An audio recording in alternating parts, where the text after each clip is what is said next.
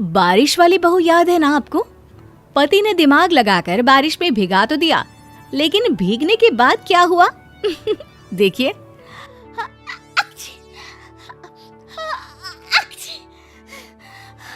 हाय माँ जी, मेरा तो सर फटा जा रहा है। और भीग बारिश में। अब पता चला क्यों नफरत करती हूँ मैं ये बारिश के पानी से। सारा घर गंदा, शरीर बीमार, और ये नाक से जो गंदगी बहती है वो अलग। बुम्मा जी, क्या है ना, शादी से पहले तो रोज भीगा करती थी बारिश में, लेकिन अब शादी के बाद बड़े दिन बाद मौका मिला तो शरीर झेल नहीं पाया। हाँ चलो ठीक है। देख, अब जैसे भी है, खाने पीने का काम तो तुझे ही करना होगा, चाहे तुझसे हो या ना हो। बहू बेचारी मरती क्या ना करती, किसी तरह किचन में जाती तो है, लेकिन जैसे ही सब्जी काट कर धोने लगती है, जोर की छींकें आने लगती है।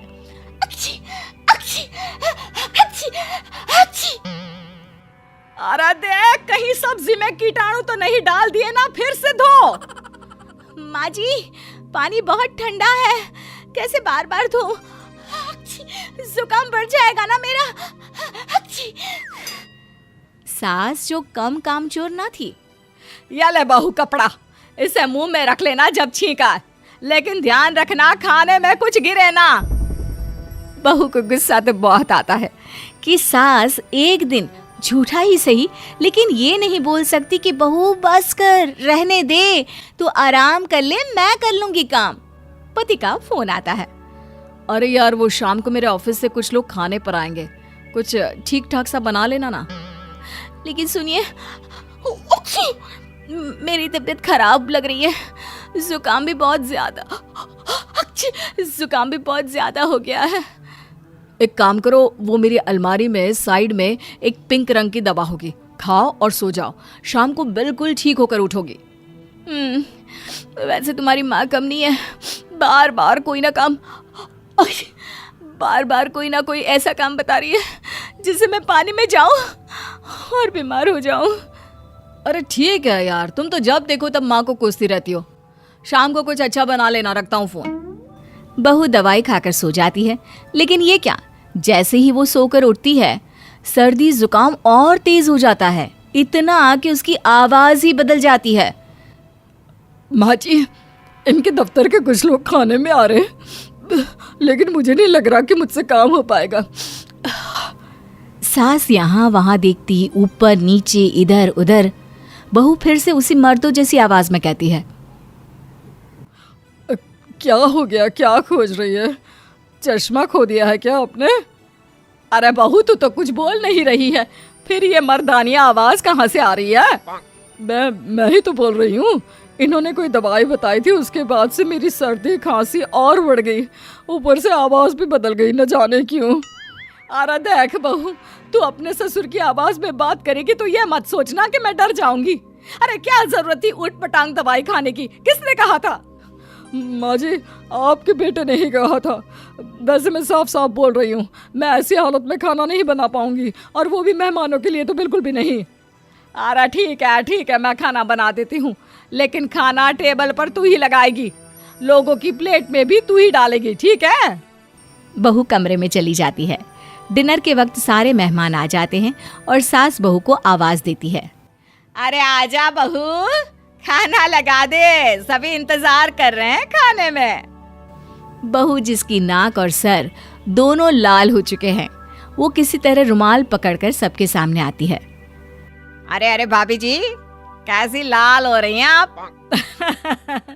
वो क्या है ना, बारिश में भीगने का शौक था, निकल गया सारा। अरे यार, तो बता देता, भाभी बीमार है, हम फिर आ जाते। अरे कुछ नहीं, बड़ी मुश्किल से तो सबके साथ खाना खाने का वक्त मिलता है। अरे जरा खाना तो लगाओ। बहू खाना लगाती है, सबके प्लेट में खाना लग जाता है। अरे शुरू करो बेटा, शुरू करो। लेकिन ये क्या, जैसे ही सब खाना खाना शुरू करते हैं, बहू को आ जाती है एक छींक, और वो भी ऐसी जैसे सचिन तेंदुलकर का छक्का। अब क्या था, जितने लोग बैठे थे सबके सब खाना छोड़कर भाग जाते हैं। सबके जाने के बाद। अरे क्या जरूरत थी कमरे से बाहर निकलने की? बेचारी माँ ने इतनी मेहनत से सारा खाना बनाया और तुम हो कि छींक दी। अरे 2 घंटे और कमरे में रुक जाती तो क्या चला जाता? और नहीं तो क्या, सही तो बोल रहा है।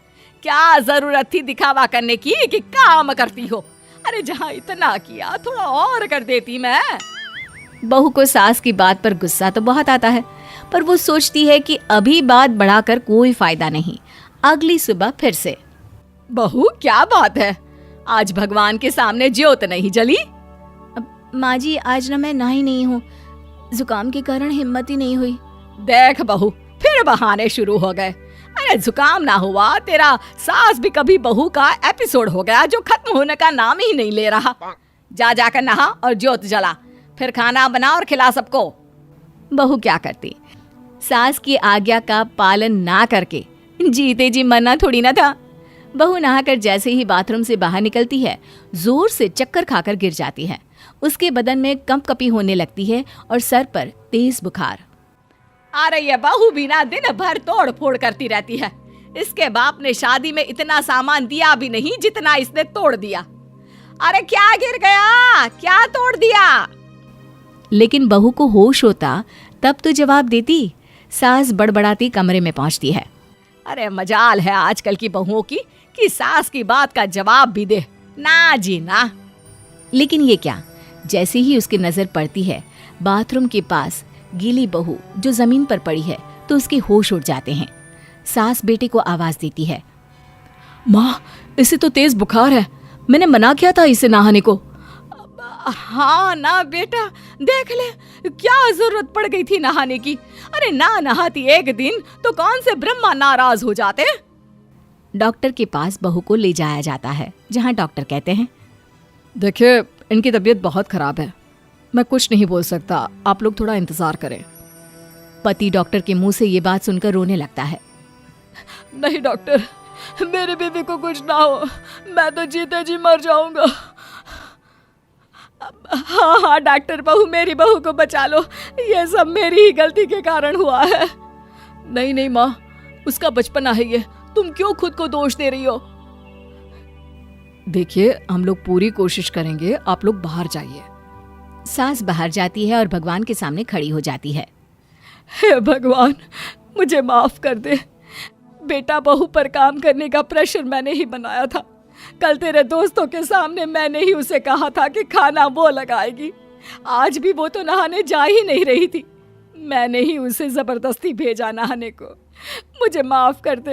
हे भगवान, मेरी बहू को बचा ले बस। कोई बात नहीं माँ, मुझे विश्वास है कि वो ठीक हो जाएगी, कुछ नहीं होगा उसे। तभी डॉक्टर बाहर आता है। आपकी बहू बिल्कुल ठीक है, बस कुछ दिनों के लिए उसे आराम की जरूरत है। हाँ हाँ, वो तो मैं अब बहुत अच्छे से करवाऊंगी। मुक्ता का 3 तल्ले का मकान, नीचे बैठक तो छत पर रसोई। अरे मुक्ता, गर्मा गर्म रोटी तो ला, बहुत स्वाद बनी है सब्जी। लाई माँ, बस 2 मिनट। मुक्ता की दौड़ जो सुबह शुरू होती तो रात में जाकर रुकती। ऊपर नीचे करते करते पूरा शरीर थक जाता, लेकिन माँ मैं आपके पैर में तेल लगाकर ही सोऊंगी, नहीं तो मुझे नींद नहीं आएगी। अरे जीती रहे बेटा, लेकिन तू थक जाएगी, वैसे भी तुझे 3 तल्ला चढ़ना है अभी। कैसी बात कर रही है माँ जी, मैं तो आज बहुत देर तक सोई थी, तो नींद कहाँ आएगी।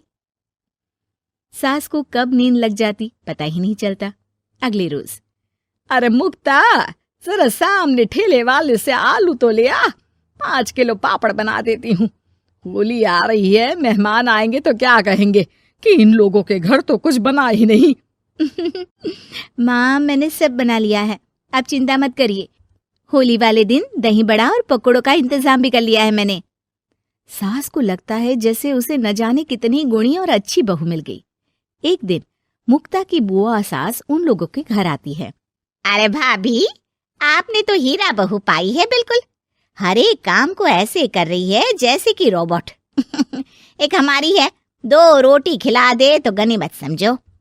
अरे हम तो बेटे को देख के सोच रहे थे कि कलवासा है, पता नहीं कौन शादी करेगा, लेकिन देखो जय दूध से फपकती बहू आई है। हाँ भाभी, आप तो लक्की हो लक्की। तभी वहां मुक्ता आ जाती है। क्या बुआ, काहे की लकी, देखो ना कैसा शरीर फूला जा रहा है। अब तक तो एक बच्चा भी हो जाना चाहिए था। अरे हो जाएगा बहू, क्यों चिंता कर रही है। कर्म कितने अच्छे हैं तेरे, तुझे तो जुड़वा बच्चे होंगे, एक बिटिया और एक बिटवा। होता भी ऐसा ही है। मुक्ता को 2 बच्चे एक साथ होते हैं। मुक्ता, जल्दी से ऑफिस के लिए खाना बना दो, मुझे देर हो रही है। हाँ, लेकिन जरा ये छोटे वाले को तो पकड़ लो, तब तक मैं रोटी सेक देती हूँ। मुक्ता सारे घर का काम बड़े ही मगन होकर करती। क्या पति, क्या सास, क्या बच्चे, रिश्तेदार, सभी की जरूरतों का ख्याल वो बखूबी रखती। लेकिन भाई चांद को भी ग्रहण लग जाता है। वैसे ही मुक्ता को भी एक दिन लग जाती है किसी की नजर। दूर के रिश्ते की चाची कहती है, और बहन जी, आपकी बहू तो फुर्ती से काम करती है, बच्चा होने के बाद भी सारा दिन लगी रहती है। इसके हाथ का खाना भी इतना टेस्टी है, लगता है जैसे होटल का खा रहे। बस फिर क्या था, वो तो चली जाती है, लेकिन लग जाती है नजर मुक्ता को। शाम के वक्त, मुक्ता, कहाँ है बहू? हाँ माँ जी बोलिए, क्या हो गया? बच्चे को सुला रही हूँ। अरे बेटा, जरा चाय तो पिला दे। हाँ हाँ जरूर, बना लीजिए। मुझे कमरे में ही दे देना माँ जी, बहुत थकान लग रही है। थकान? है भगवान, ये क्या बोल रही है? इसके मुंह से तो ये शब्द मैंने आज तक नहीं सुना। अगली सुबह, अरे मुक्ता, आज खाने का डब्बा इतना हल्का क्यों है? वो इसलिए क्योंकि मैंने सिर्फ रोटी और दाल बनाई है। अरे लेकिन मुक्ता, मैं तो नाश्ता, दिन का खाना, फिर शाम का स्नैक्स, फ्रूट, सलाद, ये सब लेकर जाता हूँ। कहाँ है ये सब? अरे कैसी बात कर रहे हैं आप? इतना सारा खाना तो मैं 4 दिन में नहीं खाती, जितना आप एक दिन में बनाने की बात कर रहे हैं। ना जी ना, मुन्ने के साथ जितना हो पाएगा उतना ही करूंगी मैं। मुक्ता की बात सुनकर पति हैरान रह जाता है। तभी वहां बुआ सास आ जाती है।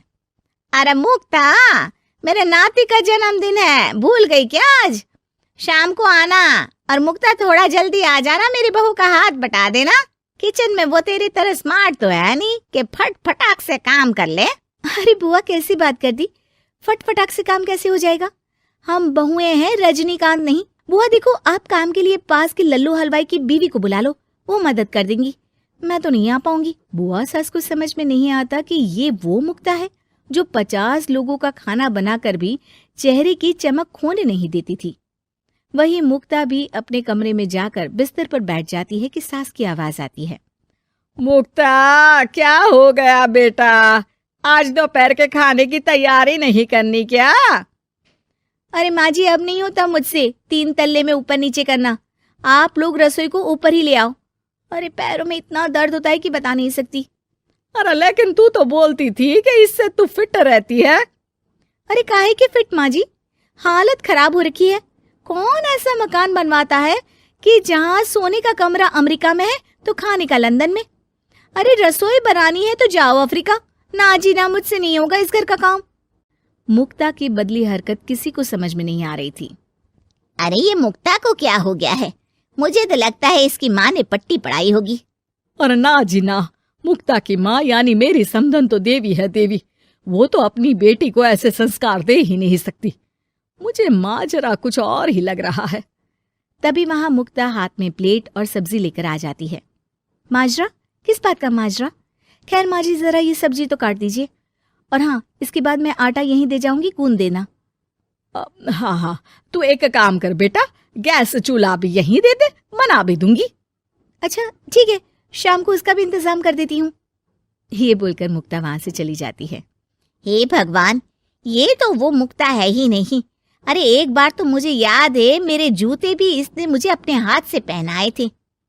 तभी सास के दिमाग की बत्ती जल जाती है। हाँ, कल वो कालिया की औरत आई थी ना, खूब तारीफ कर गई। उसके बाद से ही मुक्ता ऐसी हो गई है।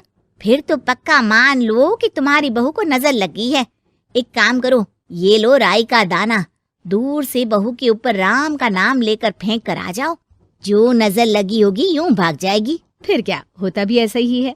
सास जैसे ही बहू पर राई फेंक कर वापस आती है, थोड़ी ही देर में मुक्ता भी आ जाती है। अरे माँ जी, आप ये सब्जी लेकर क्यों बैठी है? ना ना, लाइए, मुझे दीजिए। और चाची, अब तक आपके हाथ में चाय का प्याला नहीं आया।